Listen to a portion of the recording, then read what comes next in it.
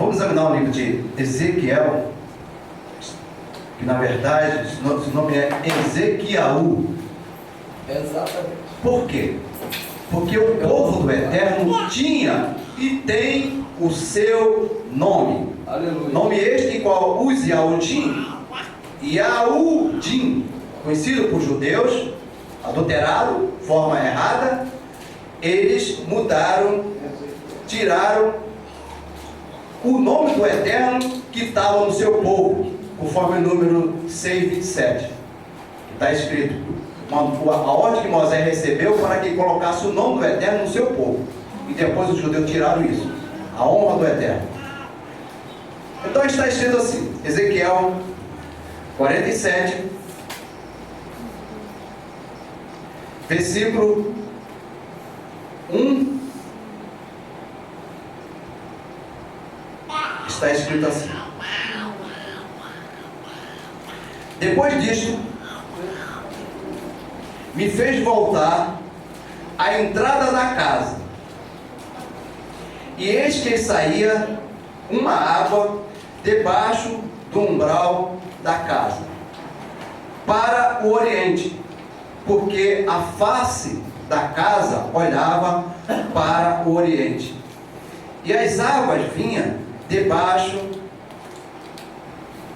desde a banda da direita da casa, da banda do sul do altar.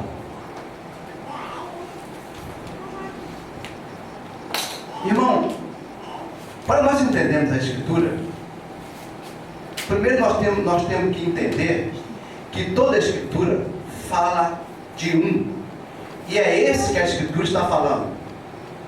Então precisamos conhecer a Escritura, porque quem não conhece a Escritura erra e vive tropeçando direto. Então nós precisamos conhecer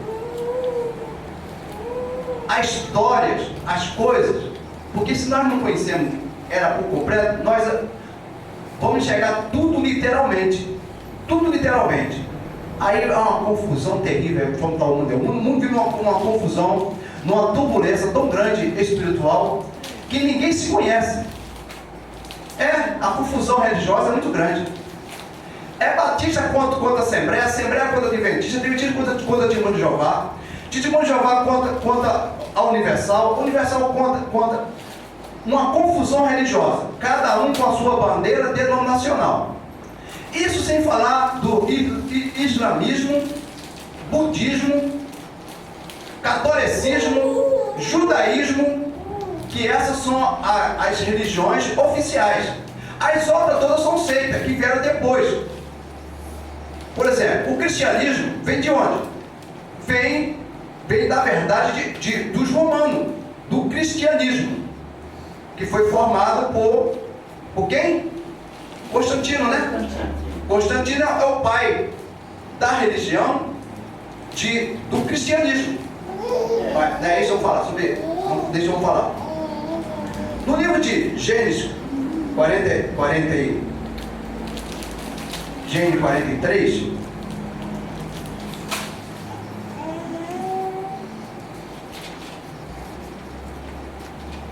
Gênesis 43,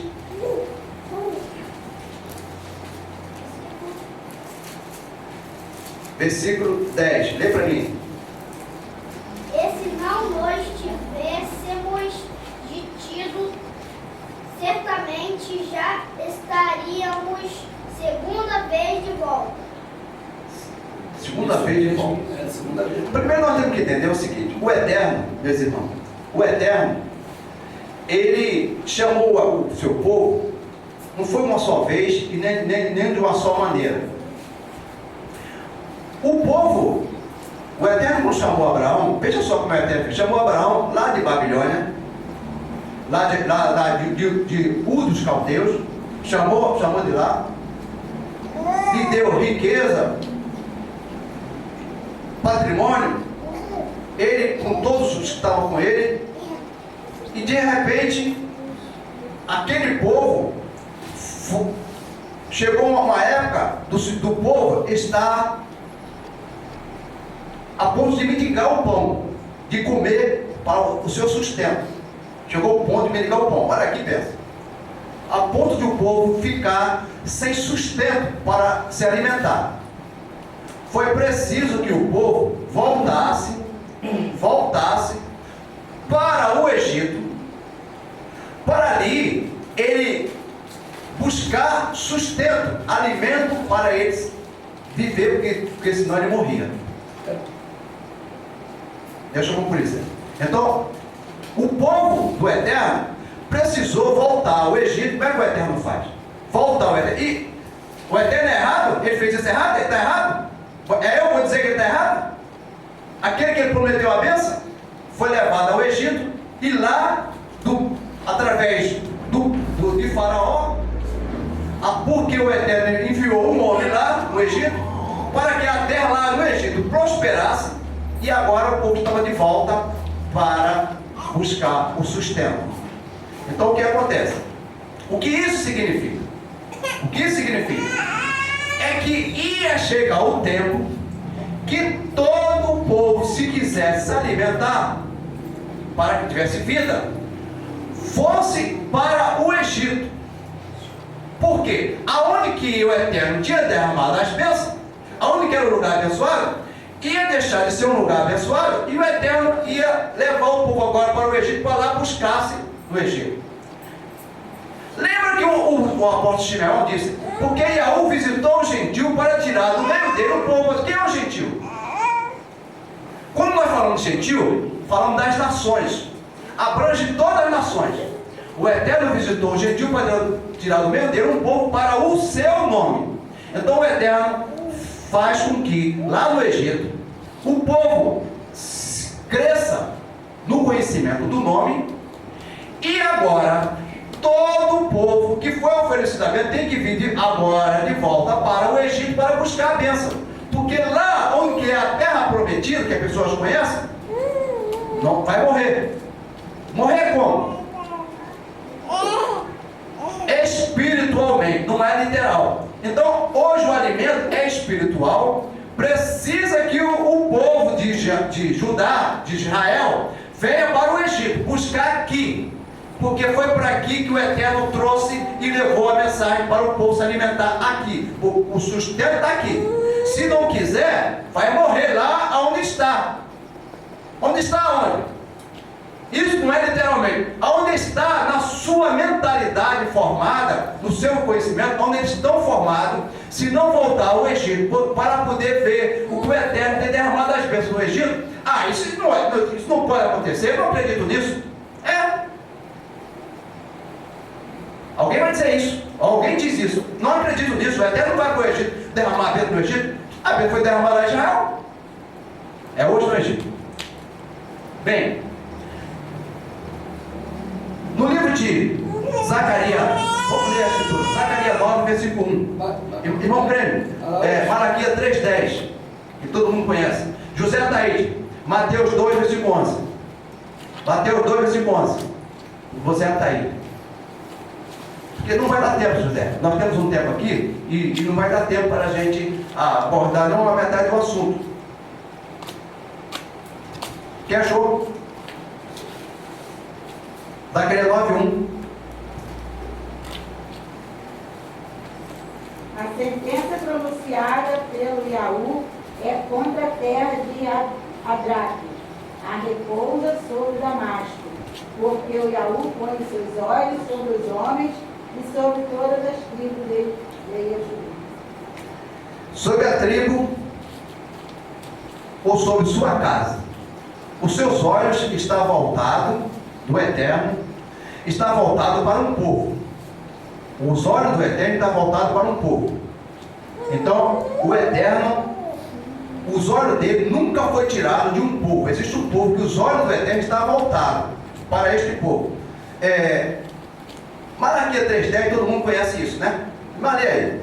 Trazei todos os dias uma casa do tesouro para que haja mantimento na minha casa. E depois fazer prova de mim, diz o Yahu dos Exércitos. Se eu não vos abrir as janelas do céu e não derramar sobre vós uma bênção tal, que nela advém maior mostra. O Eterno disse Então o Eterno usou literalmente, eu estou fazendo específico para não entender bem a coisa. Então o Eterno usou literalmente aquela casa literal, trazer todos o vosso dízimo, a casa, a minha casa. Eu até disse, a minha casa, casa dele. Esta casa simboliza o próprio mestre Yahushua. É um símbolo. Então, para vocês entenderem a profecia, nós entendemos a profecia, nós temos que examinar a escritura. Quando está falando aqui de uma casa. Então, a escritura não lembra aqui, está falando de uma casa. Então, precisamos entender que casa é essa. Então, nós vamos entender, para entender bem o capítulo, começo do capítulo de Ezequiel 47, nós temos que conhecer bem a escritura, para ver que casa é essa. Então, essa casa, Yahushua se entendeu, se identificou com essa casa. Vocês lembram que ele disse, uma vez não ler, se tiver tempo, Yahushua disse: derrubais o templo de Yahu, ou a casa de Yahu, entendeu? Derrubais a casa de Yahu, e em 3 dias eu levantarei. Era o Yahu que estava falando, porque Yahu estava falando na sua casa, no seu templo. Derrubais o templo de Yahu, que estava no meu templo, e em 3 dias eu vou levantar. Em 3 dias eu levantarei. O Eterno dizendo isso, o Eterno está falando no seu corpo, na sua casa, ele estava falando isso. Então, a casa de Yahu. Mateus 2, versículo 11. E entrando na casa, viram um menino com Marta, sua mãe. Se prostraram e adoraram. E abrindo seus tesouros, lhe entregaram suas ofertas: ouro, incenso e mirra. Muitas pessoas vieram, era uma casa literal, mas na verdade a casa era Yahushua. Então a pessoa foi impulsionada para ir àquela casa, aquele local, aonde se encontrava o mestre. E as pessoas, a alegria era tão grande, que eles se dispuseram do seu bem mais valioso que ele tinha, para levar aquela casa. Então ali foi levado o quê? Mirra, né? O incenso, e o que mais? Ouro. E ouro. O que significa ouro? Ouro, hoje, no sentido espiritual. O que é ouro hoje? José? Ouro, o que é ouro hoje? Ouro para mim leva tesouro, e para mim o maior tesouro é Yahushua. Não, o ouro é símbolo de provação, é fé. Ah, sim, é. Ouro é fé. Então você precisa levar ao Eterno fé, provação. Esses homens levaram fé. Os seus atos que eles praticaram, exerceram isso. Fé. Mirra significa o quê? É um bálsamo, aquele cheiro suave, porque por onde você anda, o povo do Eterno tem que levar esse bálsamo. O que é esse bálsamo? É essa palavra cheirosa, agradável. Então foi levado o bálsamo. E o que mais? E o incenso? É o incenso. E o que significava o incenso lá? As orações do santo. Então o que acontece? Pegava-se E atitude, o incenso. Eu vou depois mostrar. Ali está o fogo ali, tá vendo o fogo ali? Aquele cima ali. Pegava-se o incenso, jogava, e jogava também o sangue também no poder. Jogava ali sobre ali, e quando caía, queimava, era um cheiro suave. Então aquilo ali, o sangue simbolizava o sangue de Yahushua, que purificava o pecado, e ali subia, queimava aquilo ali, saía como aquela fumaça. Eram as orações do santo. Aqui simbolizava as orações do santo, aquela fumaça, como que um simbolismo que ia ao Eterno. A súplica do povo, do reconhecimento do seu estado de miséria e pobreza, subia ao santo. Então, as coisas figurativas tem um símbolo real. Então, foi isso que os homens levaram para Yahushua. Lá foi literalmente, mas hoje é espiritualmente, levando a casa. Mateus 5,15.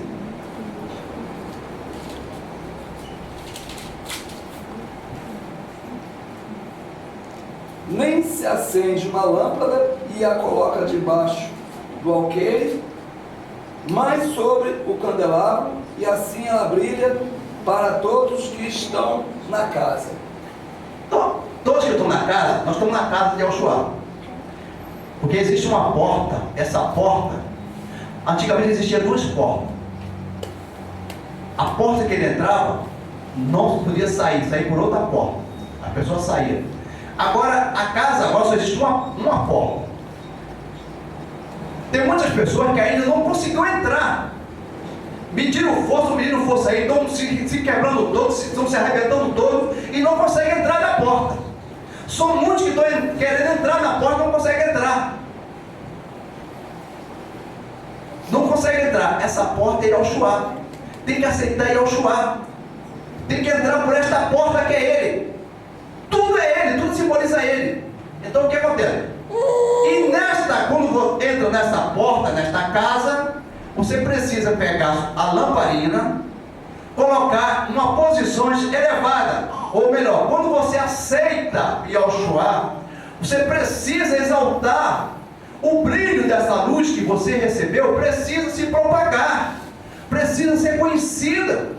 É o que José Daí está querendo fazer através do seu WhatsApp. É querer propagar, levar o conhecimento dessa luz que lhe tomou, e agora você procura passar para outra pessoa. Nesta casa, essa luz não pode mais colocar debaixo do alqueire, num lugar que possa tampar, que possa esconder, que possa abafar o brilho. Não pode mais. Então quem recebeu esta luz tem que brilhar, tem que raiar, tem que aparecer nesta casa. Então veja só a casa. Nós estamos falando de uma casa. Gênesis 2, versículo 8.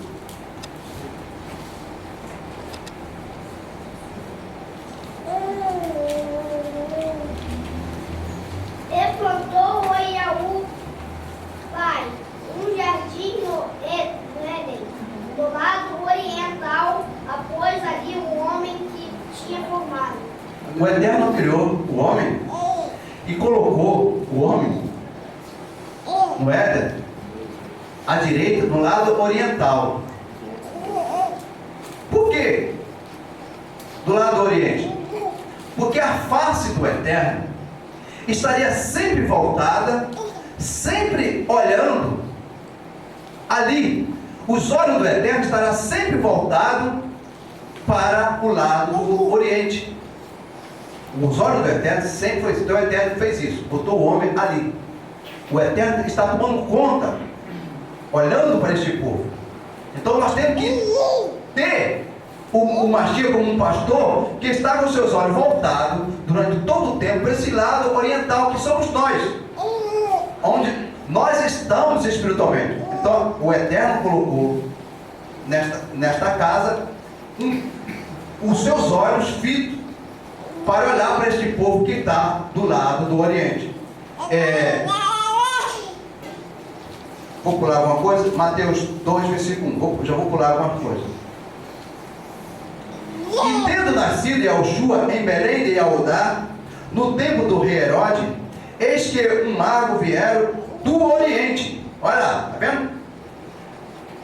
Esse homem que estava no oriente, agora eles vieram ao encontro daquele que sempre olhava. No Oriente sempre tem pessoas que estão com a mente sempre voltada, com a sua mentalidade voltada para o Eterno.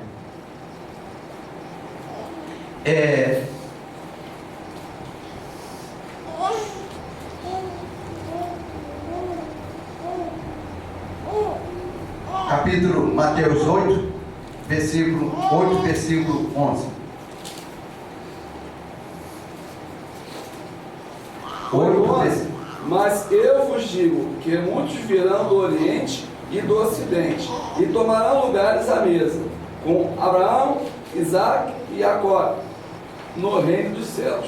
Os olhos do Eterno voltaram para essa posição, e agora o Eterno dizendo que muitos havia agora do Oriente e do Ocidente, para esta casa, muitos vai vir. Então, e muitos estão vindo do Oriente, do Ocidente, para esta casa. Será que é um lugar fixo? Não. É para essa mentalidade, essa formação. O Eterno vai trazer pessoas dos 4 cantos da terra. 8:11, não foi? Foi. 24, versículo 27. Mateus mesmo. Porque assim como o relâmpago sai do Oriente e se mostra até no Ocidente, assim há de ser a vinda do Filho. Porque ele mostrou aqui um comparativo, que assim como o relâmpago sai do Oriente, se mostra no Ocidente, assim há de ser com o Espírito do Eterno. Há de ser dessa mesma forma. Então o que acontece? E isso é como um relâmpago. Parece que as coisas demoram, tal, mas para o Eterno não. Então, porque para o Eterno, as coisas é como um relâmpago. Tudo para o Eterno é como um relâmpago. Porque o Eterno, nós que somos na nossa fragilidade, nós achamos que às vezes do Eterno tudo é demorado, muitas pessoas morreram nessa fé há 4.000 anos atrás, quase 6.000 anos atrás, pessoas já morreram nessa fé, nesse entendimento. E para o Eterno, aquilo é como 1000 anos é como se fosse um dia para ele. Para nós não, para nós é totalmente diferente. Mateus 24, 27, nós vamos para Apocalipse 16, versículo 12.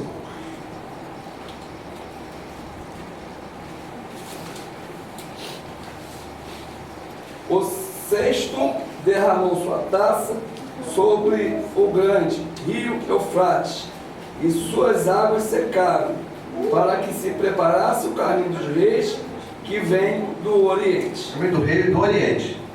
Peraí, vamos ler uma vez agora a estrutura.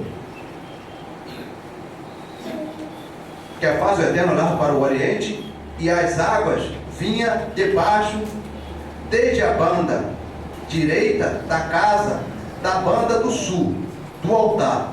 E ele me tirou pelo caminho da porta do norte, e me fez dar uma volta pelo caminho de fora, até a porta exterior, pelo caminho que olha para o oriente. E eis que corria uma água desde a banda direita, e saiu aquele homem para o oriente, tendo na sua mão um cordel de medir, e mediu 1000 côvados. Espera aí. Após tudo pronto, após aquela água que saiu debaixo da casa, uma água que saiu debaixo da casa, ou do altar, do templo do Eterno, do lado direito, começou a jorrar pelo lado direito da casa. Nós somos a direita do Eterno. Aleluia. Nós somos a direita do Eterno. Essa água corria do lado direito do Eterno, e depois passou a abranger toda a terra. A água do Eterno. Quando a primeira água saiu, vou chegar mais para frente. Vamos ler a parte das águas do dia. E saiu aquele homem para o oriente, tendo na mão um cordel de medir, e mediu 1000 côvados, e me fez passar pelas águas, a água que me dava pelo anterior, ou no pé. Primeira medição, a água que primeiro o Eterno jorrou, Calcanhar. então veio, foi pouca, que todo mundo podia correr, brincar, passar, de qualquer maneira. O povo viveu de diversas formas lá, o povo viveu assim, sem ter a coisa não tinha uma coisa. Então o povo brincava, fazia isso aí, de qualquer maneira, corria. Era uma liberdade muito grande, a liberdade era muito grande. A coisa tinha liberdade. Que tempo foi esse? Foi do início ao dilúvio. Noial. Então, ali foi a primeira água até o artelho, até o calcanhar do pé. Vamos para o outro.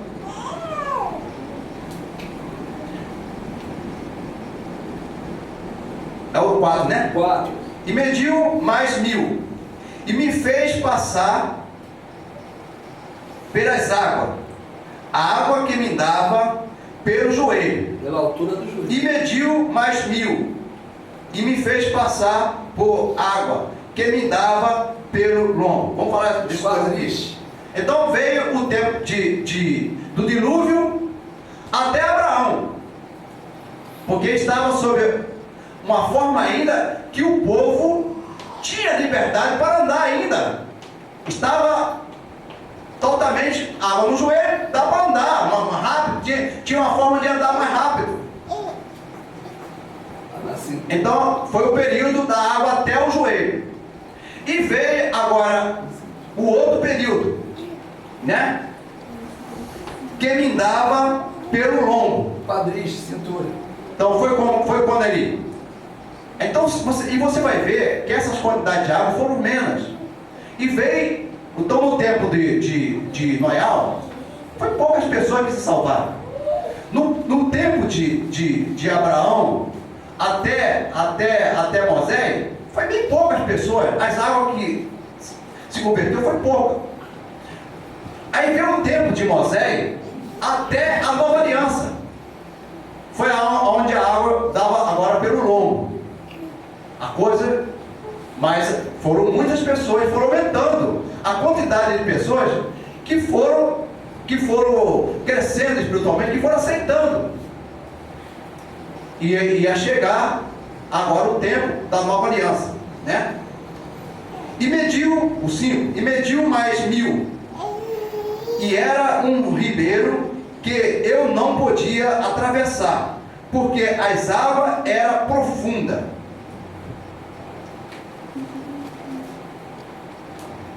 Água que me devia passar a nado, o ribeiro, pelo qual não se podia passar. Então, na verdade, durante todo esses 3 períodos, as pessoas poderiam passar, tinha como passar. Mas no 4º período, agora, não se passa mais. Não passa mais. Os homens, primeiro, vai meter força, vai usar os braços para nadar, e estava muito profundo, é muito profundo. É onde nós nos encontramos hoje. Nós somos essas águas. Primeiro você tem que ver o seguinte: nós somos essas águas. Que aquele que vier vai ter que nadar, vai ter que abraço mesmo. Não pense que as coisas é tão simples não, conforme foi no passado. Então, e hoje, a partir da nova aliança, nós vemos que o apóstolo, numa pregação, ele converteu 5.000 pessoas e outra 3.000 pessoas. Foram muitas pessoas que se salvaram. Tem muitas pessoas ainda no mundo aí, se formos olhar, é como se for um ribeiro de muita água. Só que hoje abrange toda a terra. E lá não era isso. Lá estava limitado. Dentro de uma localidade era só Israel. Porque toda pessoa tinha que ir, ainda que alguém de fora tinha que ir para Israel, então era muito limitado. Então hoje, nós, os nossos olhos, a gente vê que é poucas pessoas. Mas por abranger toda a terra, porque a água agora se espalhou por toda a terra, então agora a quantidade de água é muito profunda e muito grande. Entendeu bem? Agora só que acontece o seguinte: teve um homem que saiu com um cordel de medir. Teve um homem que saiu com um cordel de medir. Quem foi esse homem que veio com um cordel? Porque antigamente o que media era tipo uma corda. Não existe aquele método que as mulheres costureiras usam aqui de mancha? Então era tipo uma coisa assim. Então ele pegava aqui, o outro ficava na frente lá, a outro ia. E tinha aquele que pegava o cordel, cortava uma vara do tamanho e servia como uma vara para medir. Então ele pegava lá, fazia assim, ó. Aí virava assim e saia medindo a terra. A vara servia para medir também. Então, José deve conhecer a roça, as coisas, deve ter culpado isso. Então, como ao invés do mato tem muito mato, essas coisas, a vara é melhor para medir. Bate aqui, a vara bate aqui, ó. Bate aqui e faz isso, ó. E sai medida assim, batendo até para medir. Então era assim, o cordel para medir. Então as coisas é mostrado literalmente, mas a coisa é espiritual. E Yoshua é o homem que veio para medir. Ele mediu. Então o que acontece? Com a sua palavra hoje, a palavra que nós temos recebido é que mede o homem. O homem estão todos medidos, ou todos estão julgados pela sua palavra, a palavra que julga o homem. Todos estão julgados hoje, porque a vara ou a corda de medir, ele já mediu todo mundo. Não tem mais desculpa, não tem mais saída para ninguém. Se não aceitar Yoshua, como ele sendo esta vara, que veio, ele é o homem que mesmo tem a vara, que mede toda a terra, está medindo toda a terra. Então o que acontece aqui? Com a sua palavra, a palavra é quem vos julga, a minha palavra é quem vos julga. Então o que acontece? Essa é a visão da coisa, pelo lado espiritual. Vamos para frente. Parei no 5. E me disse: viste o filho do homem? Então me levou e me tornou a trazer a margem do ribeiro. E tomando eu, eis que à margem do ribeiro havia uma grande abundância de árvores, de um lado, de uma de outro lado da banda do rio, né? Então me disse: estas águas saem para a região oriental e desce a campina e entra no mar. Sendo levado ao mar, sararão as águas. Espera aí. Então, essa água que saiu em direção do Oriente, de toda parte, essa água ia entrar no mar. Quem é o mar, Zé? O mar? Você quer falar? O mar é? O mar hoje são as nações, né? Muito bem. Muito bem. Está escrito aí em Apocalipse. Povos, línguas, nações. Então, essa água doce ia entrar no mar, ou entrou no mar, e lá, para curar, olha só, a água doce é bem pouca, entrou no mar e passou a curar as nações, porque aí mostra que o mar estava todos mortos, ou doentes, precisava dessa água para curar as nações. Então nós, porque temos recebido a água da vida, bebemos a água da vida, saímos às nações, os povos, o mar, para curar. E fala. Na água existe o oxigênio, então é um oxigênio renovado, né? As pessoas podem agora respirar, né? Pelo espírito do Yahweh. Isso. Então o que acontece? Então você hoje, nós hoje, estamos entrando no mar, nas nações, para curar esse povo que estão doentes, desses males. Então o que acontece? De um lado e do outro, passou a brotar árvores frondosas, bonitas. E essa árvore que apareceu do lado do mar, do lado e do outro do rio, era para quê? Para curas das nações. Essa árvore seria para curas das nações. Então, do lado do ocidente e do lado do oriente. Uma árvore está do lado do ocidente e outra do lado do oriente. Ela produzia 12 frutos. Essa árvore produziu 12 frutos. Essa árvore é o próprio Yoshua, que produziu os seus frutos, que são os apóstolos. Os 12 apóstolos, porque o Eterno sempre usou assim. foram os 12 patriarcas, o Eterno pensou de 12, foram os 12 os profetas, o Eterno pensou de 12, e agora os 12 apóstolos. Agora os 12 apóstolos. Então o Eterno... As 12 tribos. Esquece os que vão ser patriarcas, agora o presente, agora no presente. Então no presente agora temos os 12, a árvore que produz os 12 frutos, para que nós tenhamos sempre alimentado. E as folhas dessa árvore, Aleluia. a folha dessa árvore, serve para a cura das nações que estão doentes. É a verdade. O chá dela, A verdade. o chá dela serve para fazer o chá e para você.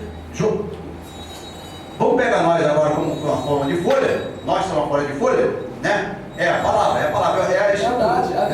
Então agora pega nós agora, fazemos um chá, né? Fervemos bem, porque o ouro foi purificado na fornalha, o fogo derretido está dentro, então o fogo agora está queimando, então a água começou a ferver e foi feito um chá para dar de beber às nações. Então o povo que está no mar passaram a ser curados, que são o povo, as nações, com esse chá das nações. Então tudo isso é hoje. E lá na Nova Terra não vai haver mais isso. Lá não vai haver mais ninguém doente. Então a coisa apontada por um tempo. Não é na Nova Terra não haverá mais doente, nada disso. É hoje. Mas tudo é espiritual. Eu parei onde? Parou no 8. Então me disse: estas águas saem para a região do Oriente, descem para a campina do Norte. E será que toda a criatura vivente que vier, olha agora, aí está sendo bem claro. Tu pulou. Não, hoje eu já tinha falado. Não, Tom 9 mesmo. Tom 9. E E será que pulou, toda a criatura vivente que vier por onde quer que entrarem, O rio.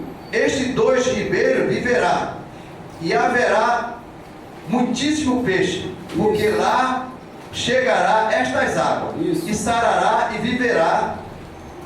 viverão. Tudo por onde quer que entrar este ribeiro. Aonde você entrar, nós entramos, vai sempre haver vida.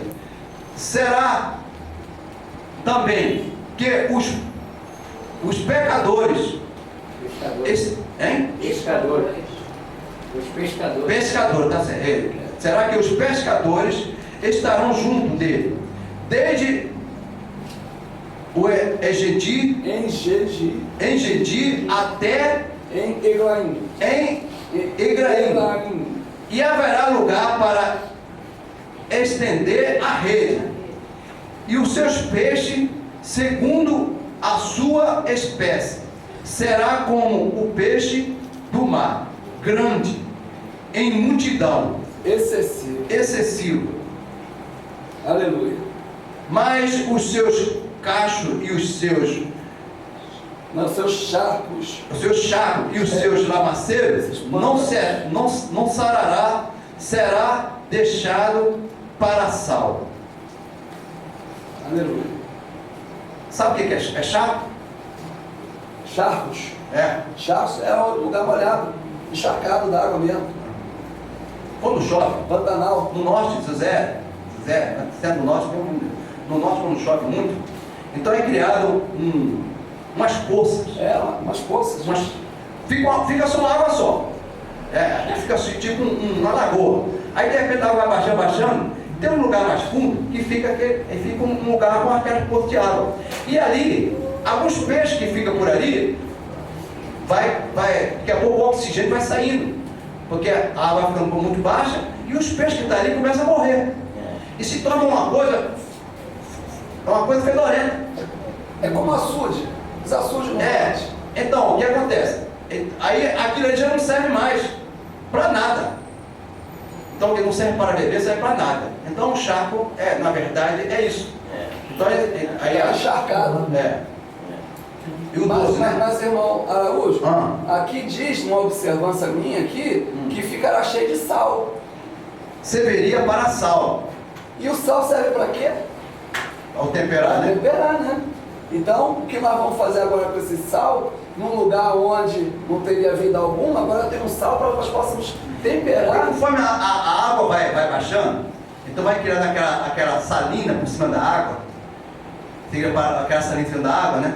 Então, quer dizer, quando chove, já é um a água evaporou, então, o que ficou acontece? sal. Então, aí o que acontece? Aí vai ficar essa planta, chega bem baixinha, aí o que acontece? Aí fica aquela nata por cima, aí os homens vêm com um rodízio, vem puxando aquilo ali, o sal, é assim que faz o sal aí, por aí. Ele puxa aquilo aí e serve para sal. Mas o que chamou a atenção é que o sal é para temperar, da Exato. nossa temperança.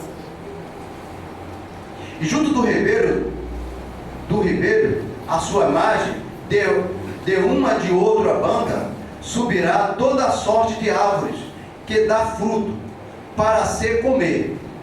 Não cairá a sua folha, nem perecerá o seu fruto nos seus meses.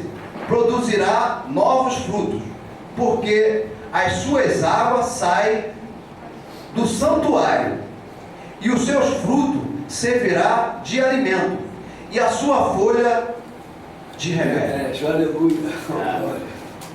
Então nós vemos que a coisa, aqui, o Eterno usou uma coisa literal, mas tudo é espiritual. Tudo é espiritual. E tem muitos que não querem enxergar, né, Laúde? E nós temos que entender essa coisa espiritual. Né, Laúde? Porque quem vive segundo o Espírito, procura examinar segundo o Espírito, para poder encaixar as coisas. Aleluia. Porque eu já vi diversos pregadores pregar isso aqui. Uma vez eu fui o irmão Noé lá em Caxias mesmo, e eu fiquei esperando uma resposta ao nível. O irmão falou, e eu não vi que encaixou nada. O irmão já dorme no eterno, né? Não quer dizer que a pessoa é uma pessoa perdida, né? Nada disso. Está aprendendo. A visão dele estava curta naquele entendimento. A minha visão, a sua visão, pode estar curta no entendimento e não explanar ela como ela deve ser. Isso pode qualquer um. Não quer dizer que a pessoa é uma pessoa perdida. Não, a pessoa é um salvo, mas só a visão dele naquele assunto, ele não tem uma visão ampla. Então, por isso que entre nós, não pode haver de nós, quando o irmão achar que a coisa não está de acordo, então, meu irmão, deixa eu dar um entendimento. O Espírito trabalha entre nós. Porque entre nós não existe isso. De querer, eu sei mais do que alguém. Nada disso. Aqui quem sabe mais é o Eterno, é o Espírito do Eterno. E o Eterno atua em nossas vidas. Então, irmão, essas coisas nós temos que entender que a coisa é espiritual. Não é conforme os pregadores estão pregando por aí, que mostrou que vai vir a água lá e vai descer sobre uma água de Jerusalém e vai entrar sobre o Sodoma e Gomorra, o Mar Morto ali, vai gerar peixe grande e vai dar fruto. Irmão. Está tudo, irmão. Tudo distorcido. O pregador aí, manda, então esse vídeo para muita pessoa. Eu acho que o irmão crente tem, muita pessoa tem. Eu acho que até eu tenho em casa esse vídeo, que o cara andou testemunhando de tudo quanto é aí, mostrando isso. A porta é uma porta lá fechada que não se abre. Não abre para ele. Para ele, a porta para ele está fechada. Está fechada, não vai se abrir. Nunca. A porta se fechou para ele, mas a porta, essa é Yahushua é essa porta que se fechou lá em Israel, Jerusalém, e nunca mais se abriu para ele. Para nós, está aberto. Aleluia. Então o pregador está fazendo essa pregação por aí, está aqui, todo mundo, e isso ele trouxe um monte de pessoas para a sua igreja. São muitas pessoas que foram para a igreja. O irmão Paulo estava conosco aqui, foi lá, estava pregando isso aí. Bom, nunca mais vi o irmão Paulo, temos saudade dele, né? Mas pegaram por quê? E acho que o pregador é um dos maiores pregadores que está pregando isso aí. Não tem uma visão espiritual, uma coisa espiritual pelo Espírito, para saber como é que é a coisa do Eterno.